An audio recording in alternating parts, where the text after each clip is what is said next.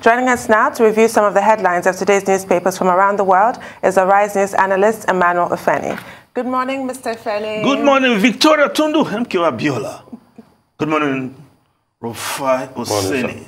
Morning. Yes, it's a new day. The dawn after the APC convention, and the newspapers are reporting the outcome, the lead story of this day. Nigeria's newspaper of record, that's where we're starting from. Yes, Tinubu's search for running mate begins. Who are the likely contenders? Of course, above that lead story, how not kept its word, pulled off a coup. Yes, two coups. Initially, Abdullahi Adamu, chairman of the APC, wanted to drop something on the aspirants by pronouncing one as the consensus. Said he consulted the president, but the governors, 13 northern governors, came out and said power must shift to the south, and that is what we are pushing. They went to the president, made their case, apologized for not letting him know initially before they spilled the beans, and they kept their word. I said on one of our programs that if the governors can pull this through by backing one of the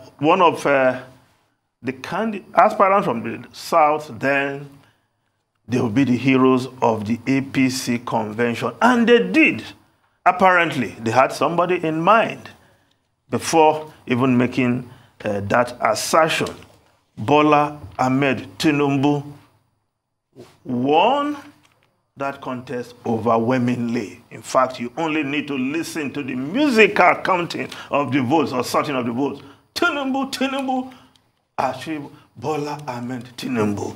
Tinubu, Bola Ahmed Tinubu. Yes, it was a movement of Tommy Kimi reading Obasanjo, and Obasanjo. So, sweet victory for Asiwaju Bola Ahmed Tinubu.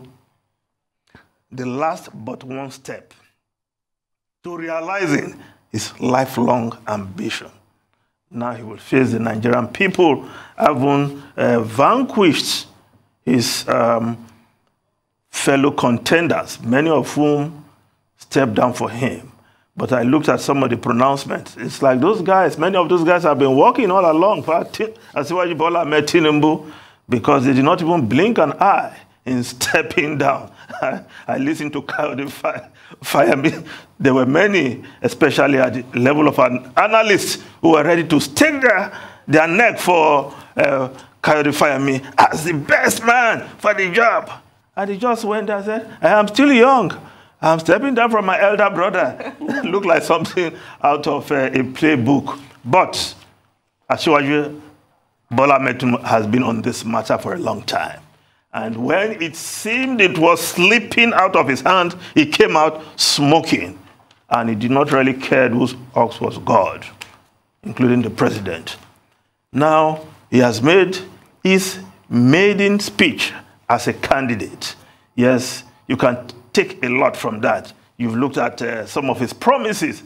But he's jumping straight at the throat of the PDP. I think that should stick out. People destroying what? Developing poverty, that was his term. But it's a clever way to start the campaign. And simply skip the 8 years or 7 years counting of President Muhammadu Buhari that has brought sorrow, misery, poverty in the land. And went straight to the 16 years of PDP. It's a good way to start I'm sure before long we'll see the response of the PDP, but the campaign has started. And we'll all be here to assess what they are saying. Now, who becomes the vice president? Running mate to Asiwaju Bola Ahmed Tinubu, well, a number of names here. If the governors don't benefit from their sweat, because they pushed this, they made it happen. So I'm sure they're just waiting in the wings to benefit from this. But who will be? We have Bagudu Atiku Bagudu, chairman of the Progressive Governors Forum, quite a politician with the sagacity to pull things through. He has the reach, but if there's somebody I will not recommend, El-Rufai. You know why? In the Muslim ticket, we talked about so much. Since it experimented that in Kaduna, Kaduna has not known peace. Under El-Rufai, Nasiru El-Rufai, Kaduna has been a very volatile state on a tipping edge, much distrust, ethnic and religious distrust. So even if you are considering Muslim ticket, you remove El-Rufai from that mix. Though he's a brilliant guy, you can't take that from him.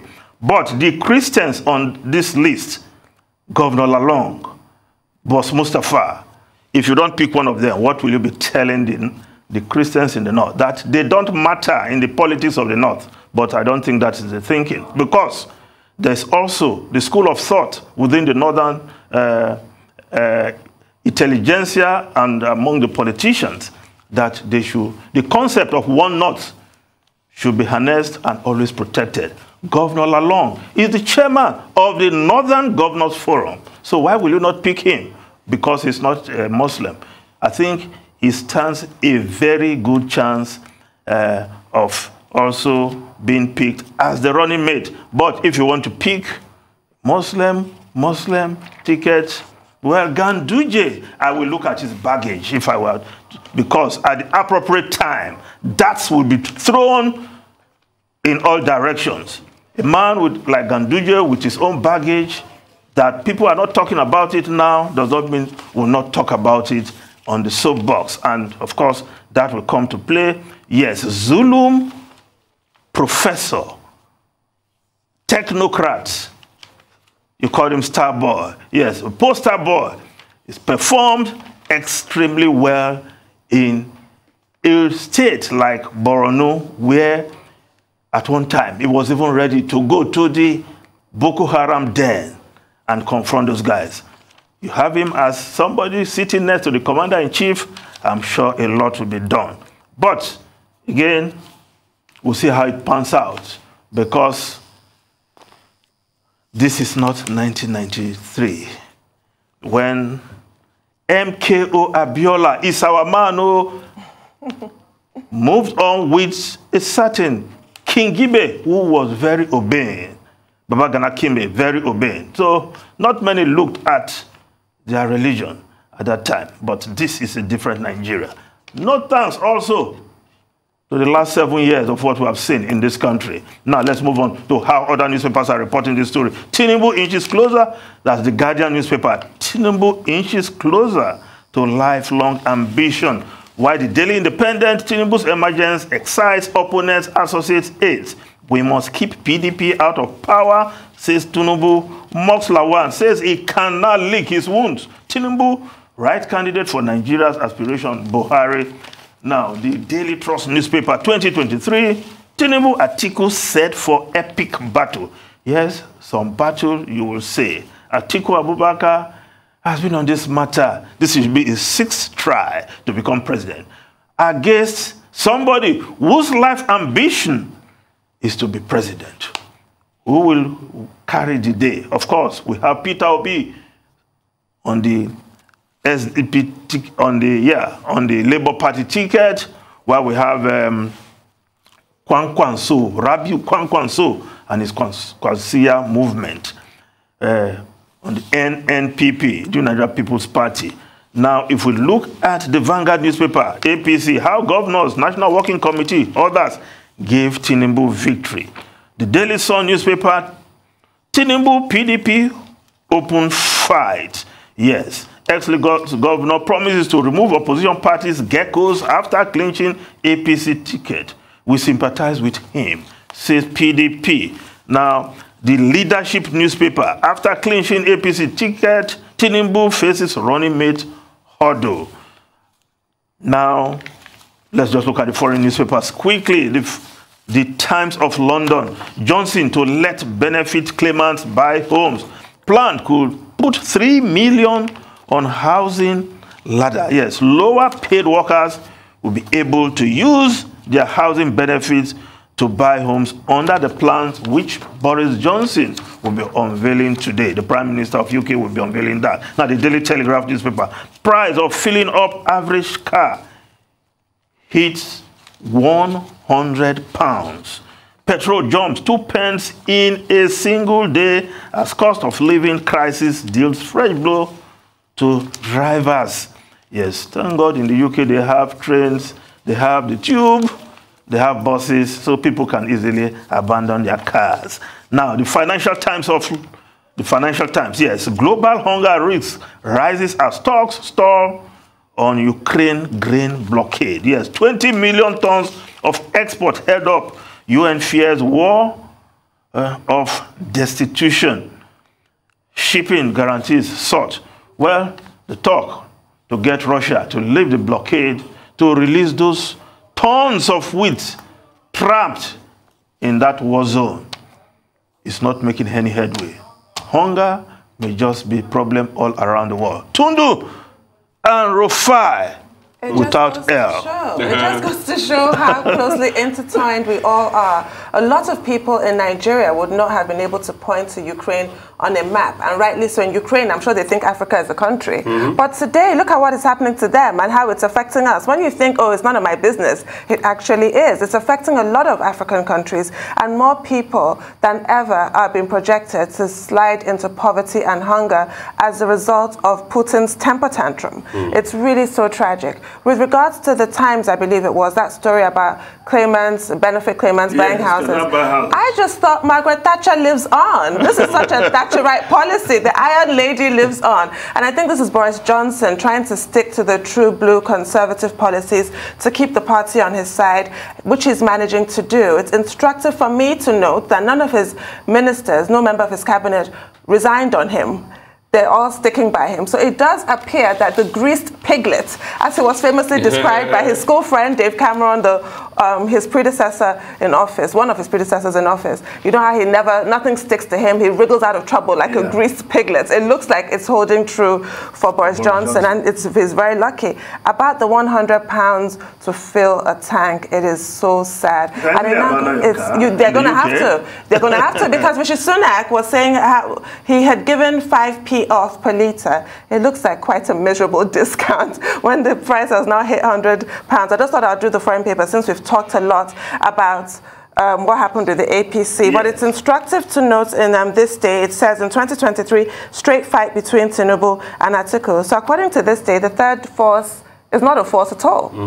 You know, because we've heard this third force thing over and over. But this time around with Obi, one ticket, Kwankwaso, another ticket, are they pulling apart?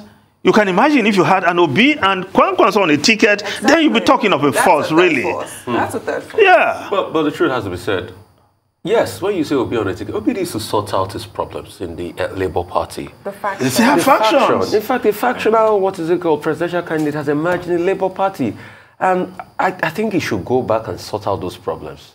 And why I keep saying it is so that it doesn't turn into the case of Jerry. That should be his first task, really. Yeah, so that it doesn't turn into this case of Jerry Ghana and Donald Duke in the SDP last time. Yes. Because once the faction starts, it doesn't stop. So Obi should sort out that before we even know that if he's on the ballot. And Kwankwaso wants a part in the presidency with NNPP. He's nicked the ticket yesterday. Let's say it pans out. But Rufai, I do not agree with you that Osinbajo brought the Christian votes to Buhari. No, in 2015, almost everybody in Nigeria, most people who voted for Buhari, believed in him, a man of integrity, military man who can solve the security problem. That was what brought everybody. Osinbajo was just there to color that ticket so that those who have the view of Buhari and religious extremists, just to douse that. Just. That is also important. That's also important. Yes, but he picks pastors deliberately to counteract that image that he had. But that he brought the Christian votes. For 2015, many people already believed on Buhari. whether Christian, Muslim, as a man of integrity, as a strong soldier who can deal with this insecurity in the country, of course, we know better now. Granted, but you cannot discountenance the let somebody shout hallelujah vote. You can't. Okay. I agree with you there, Rufai.